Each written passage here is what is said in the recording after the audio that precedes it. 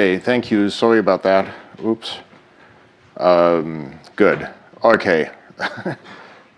Except,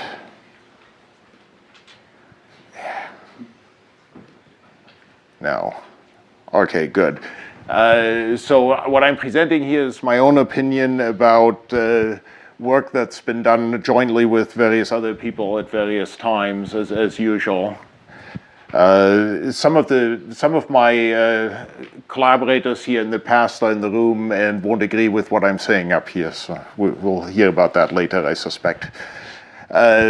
So my own background in this area is I co-authored the C++11 memory model many years ago. I was initially the chair of the working group that developed that. The last point here is important, actually. Since then, I've been spending a lot of my time working on Android. So whenever I talk about experiences, usually that tends to have that bias, that it's the experiences of somebody working on the Android code base, and not all code bases are likely to be the same. So the basic C++ model, and I think everybody here basically is familiar with that, is the idea was that we would guarantee sequential consistency, but we would provide that guarantee with enough restrictions so that it is actually both meaningful and easy to implement. Normally, sequential consistency in a programming language doesn't make much sense because we need to talk about granularity, and that's kind of ambiguous.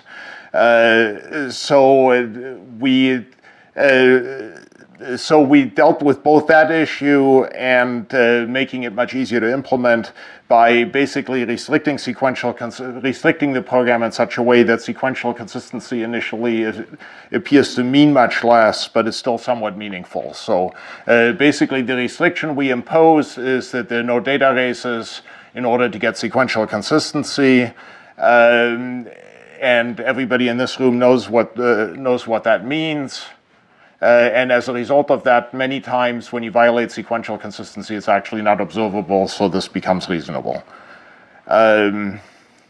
So basically, the guarantee that C++ is designed to provide is that so long as you have no data races and no use of these special advanced constructs, which eventually actually everybody ended up focusing on mostly, and most of these discussions here have actually been focused on, then you get sequential consistency. In spite of the fact that this appears like a rather weak guarantee because of the data race freedom assumption, this guarantee actually, in spite of that restriction, is still somewhat relevant. It actually improved the situation at the time. In particular, it makes it clear, for example, that compilers are not allowed to introduce assignments of a variable to itself, because that's actually observable and violates the sequential consistency for data race-free program rules. There's some other implications this had. I mean, long before C++11, actually, architectures decided that you don't really need byte stores. You can implement them with longer stores. This is a bad idea in a multi-threaded context, and basically the C++ memory model made it fairly clear that no, you cannot do this unless you're willing to pay tremendous cost. Similarly, as part of this, you can't. It also became clear that you can't move operations out of critical sections, which was kind of obvious anyway, but some compilers did it anyway because the rules were not clear at the time. This sequential consistency for data race-free programs actually is, to some extent, was not obvious at the time, and I think sometimes when I talk to people now, even it's not that obvious. Here are a couple of cases where it was actually kind of subtle. So that rule, in particular, the C++ rules say that you cannot store to the same variable from two threads at the same time, even if you're storing the same values. In some other papers since then, this was described as a benign data race or something, but it often is not benign. In C and C++, this has explicitly undefined semantics. It's allowed to crash, and it turns out that particular piece of code, depending on the type of X, actually may crash. So we spent a lot of time debugging a bug, which was basically this example. But in that case, X was declared as a shared putter, as one of the C++ smart pointers, and then it actually does not work correctly. So I think this is actually a reasonable thing to say. One thing, when you think about it for sufficiently long, is completely clear but tends to confuse people at the beginning, is then when we talk about data erase-free programs, we actually talk about executions in a sequentially consistent model. So in particular, this is sort of the canonical example, which I think originally Sarita Adve kept reminding us of. If two variables are initially both 0 and then each thread tests one of them, and if it's not 0, then performs an assignment, that program in the context where each variable is initially 0 is still data erase free because it performs no stores. It does not write. The C++ model then was that interesting programs need to use shared variables. In order to do that, they need to synchronize. We gave you a collection of synchronization primitives. The model was that most programmers would actually write their code using higher level synchronization primitives like mutexes and condition variables. Then we would give you a way to access individual variables in a shared way. These are the atomics that were provided originally in C++11. Those two, as well as the basic higher level synchronization guarantee, well, those two, including the basic higher level synchronization guarantees, provide this DRF guarantee. So long as you don't have any data races in your program and you use those synchronization primitives, you only see sequentially consistent behavior. But then various people, including Paul especially, persuaded us that in fact was not sufficient. We needed some lower level primitive in order to get the right kind of performance that's necessary.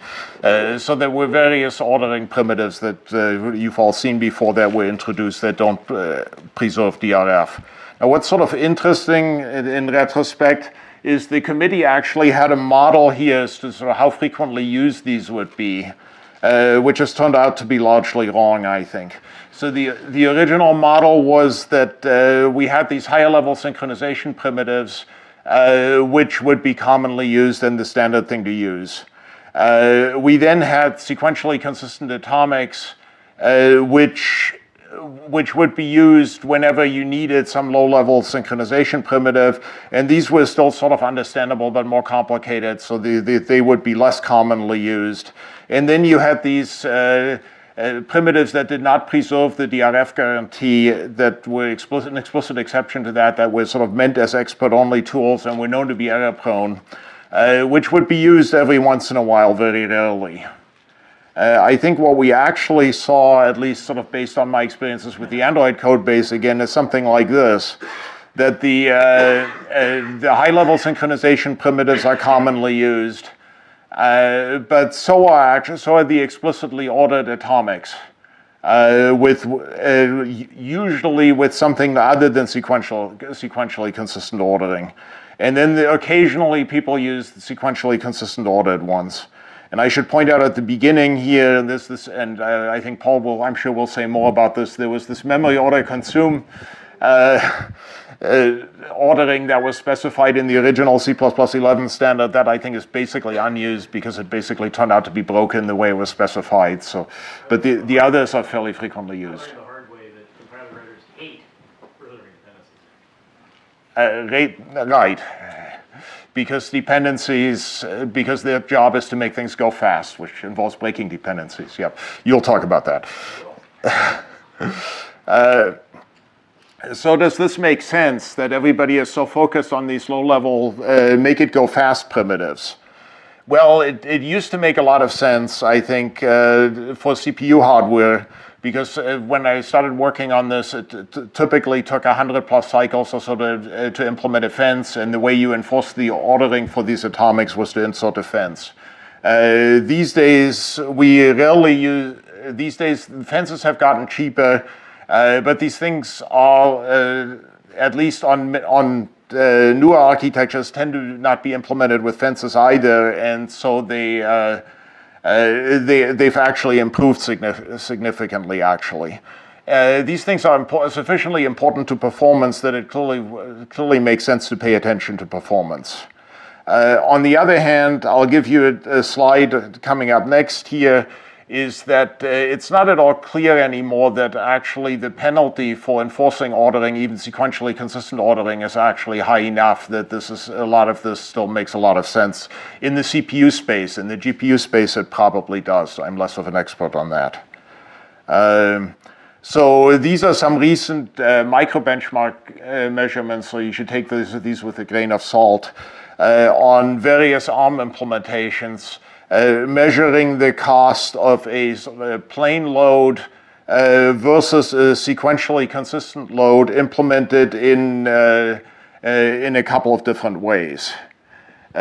So basically the bar on the left here is a relaxed load.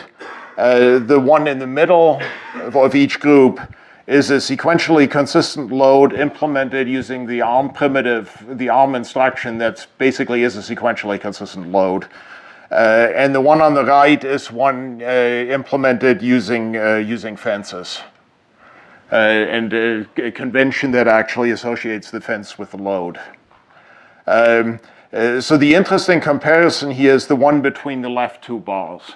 As you can see, as we go from left to right with the groups of bars here, we're going from very, well, not, I shouldn't say very simple, but relatively simple processor cores to more complicated ones. So the Cortex A53 there is a relatively simple one. There's a little bit of a difference. You gain a little bit by using a relaxed load rather than a sequentially consistent load.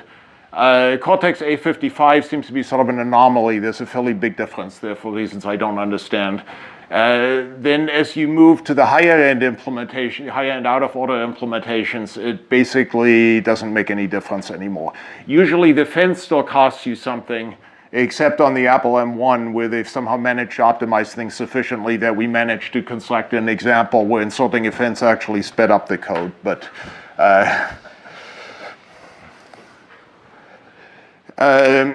so getting back to the C++ memory model in general, I think in general things have worked out pretty well. Concurrent programming is still hard, clearly, but the compilation rules have gotten much clearer. Modern compilers generally follow them, and we no longer have incompatible hardware. Oops, I got sorry about that.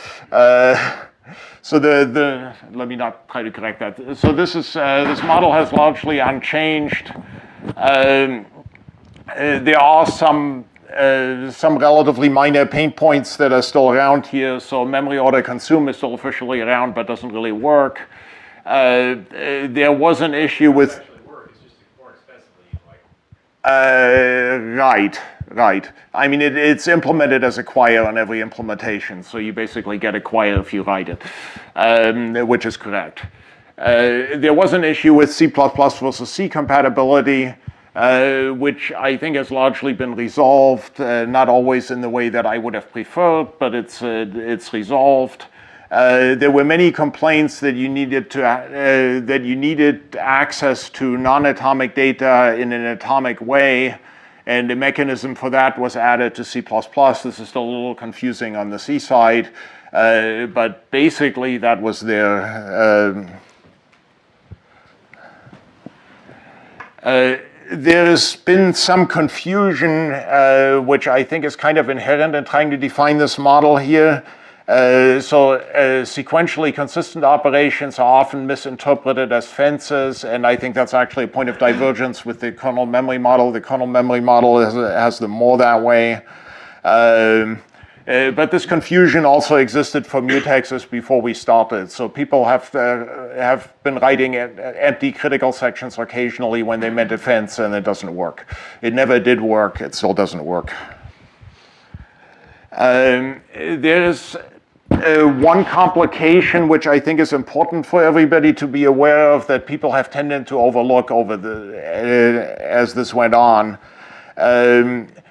In general, mappings from C++ atomics to machine instructions have been well studied, but they're generally not unique.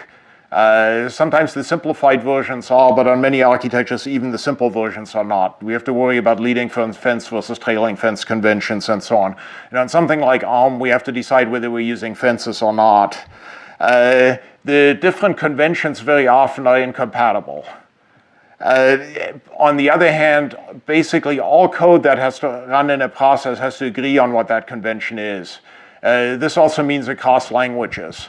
So it's not acceptable to do one thing for C and then do another thing for Java because after all they're separate languages.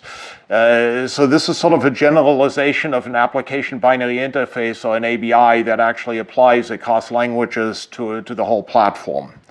However, that traditionally has not been recognized as such. So one particular example that I wanted to bring up here is, oops, I'm running out of time, I think, is similar to RISC-V, is related to RISC-V, though this was after the success story that was mentioned in the last talk. So what we've seen happen there is that normally RISC provides a bunch of normal load and store instructions as you would expect. Some atomic read, modify, write instructions as you would expect. The atomic read, modify, write instructions allow you to specify explicit C++ style ordering essentially. On the other hand, there were no load and store instructions with explicit acquire release style ordering or C++ style ordering. The spec provided a mapping for the C++ atomics to the actual architecture, and it actually also provided a mapping of C++ to the architecture with load and store instructions that had acquire and release ordering.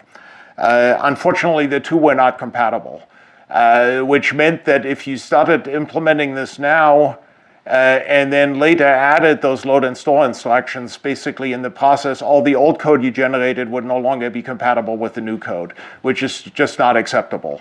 So we sort of found ourselves in this situation where we ended up having to pessimize the mapping in order to make it possible to do that conversion in the future.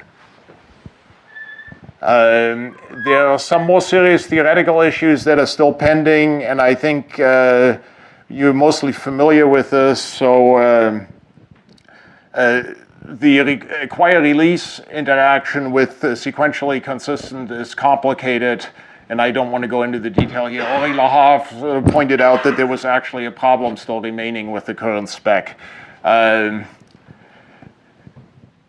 So that one is kind of interesting because it actually, I think, tells us one mistake we made is that we ended up specifying the memory model in standard Ds as the standards committee wanted, rather than specifying it formally. This last bug that we introduced there was basically introduced by my bad translation from the paper that Ori Lahav et al. Authored that had a correct formal definition, and we tried to adapt it both to make it easier, more palatable to C++ programmers, and also to translate it to standard Ds, and that translation didn't work correctly. We have the out of thin air problem, and I think I'm sort of too far out of time to say much about that, so I will skip through that, and I will jump on to the conclusions here. Oops. Sorry about that. That was a consequence of not being able to project this correctly. Fortunately, he didn't say anything particularly embarrassing,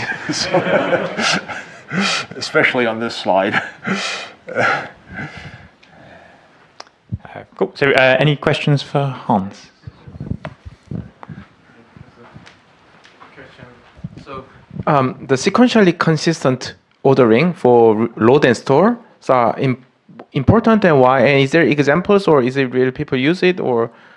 It is actually used. I think that one of the earlier talks had an example. Actually, it turns out not to be that uncommon to have two threads each store to one variable and then read the other one in a handshake. There are a bunch of handshakes that are commonly handled that way. It's less commonly needed.